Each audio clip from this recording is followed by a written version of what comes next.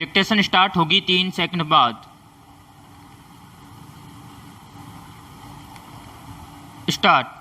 उपाध्यक्ष महोदय, इस गर्म वातावरण के बाद जिस विषय पर मैं चर्चा आरंभ करने जा रहा हूं और जिसका संबंध इस देश के कई लाख अध्यापकों और करोड़ों छात्रों से है, मैं नहीं समझ पा रहा हूं कि उसी वातावरण में इस चर्चा को भी लिया जाएगा, लेकिन फिर भी जहां तक मेरा अपना कर्तव्य है मैं उसको निभाना चाहता हूं। मैं माननीय महोदय से यह अनुरोध करूंगा कि 26 फरवरी 1965 को अध्यापकों के विषय में एक वक्तव्य उप शिक्षा मंत्री ने दिया था, उसको वह फिर देखें। उससे इस सदन में और देश में भी बहुत चिंता उत्पन्न हो गई है।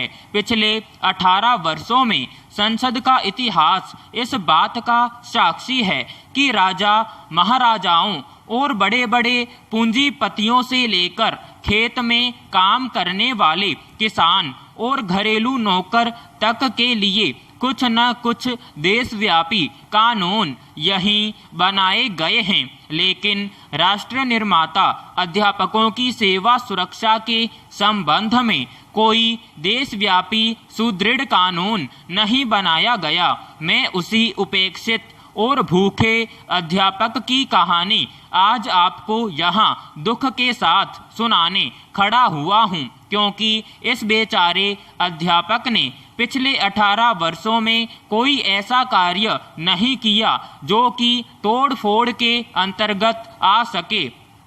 इसने कहीं जाकर रेलगाड़ियां नहीं गिराईं, कहीं डाक खाने नहीं जलाए, कहीं अध्यापकों ने पुलिस के सिर नहीं फोड़े और न ही कहीं अध्यापकों ने मंदिरों या गुरुद्वारों में किसी प्रकार का कोई अनशन किया है या जल मरने की धमकी दी है।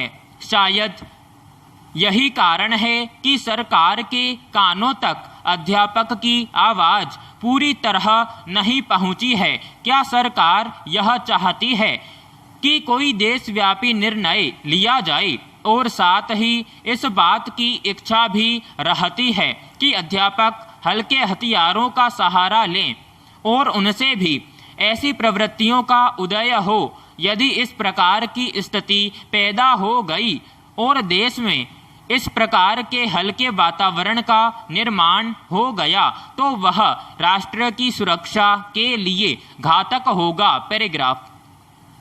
पिछले 18 वर्षों में अध्यापकों ने अपने गौरवपूर्ण पद और प्रतिष्ठा को ध्यान में रखते हुए ही सरकार के सामने अपनी मांगें रखी हैं, कभी मूक प्रदर्शनों के रूप में और कभी शिक्षक दिवस के रूप में, कभी एक दिन का उपवास करके और कभी प्रधानमंत्री, शिक्षा मंत्री या मुख्यमंत्री के पास अपने शिष्टमंडल पहुंचाकर।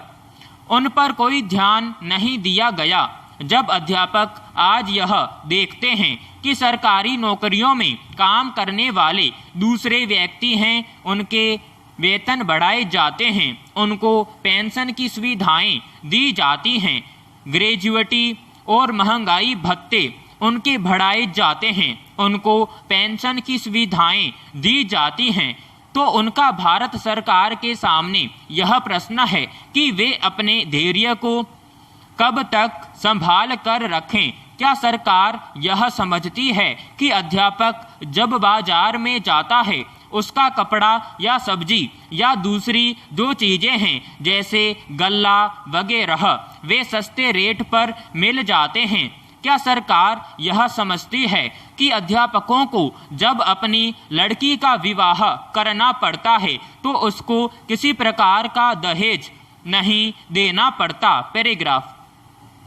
क्या सरकार यह समझती है कि अध्यापक के बच्चों को MA तक की हिंदुस्तान में मुफ्त शिक्षा दिलाने की व्यवस्था है या चिकित्सा संबंधी सुविधाएं हैं?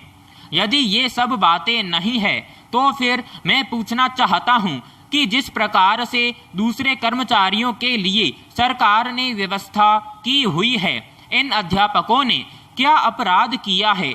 जो इनके संबंध में किसी प्रकार का निर्णय नहीं लिया गया है। पैराग्राफ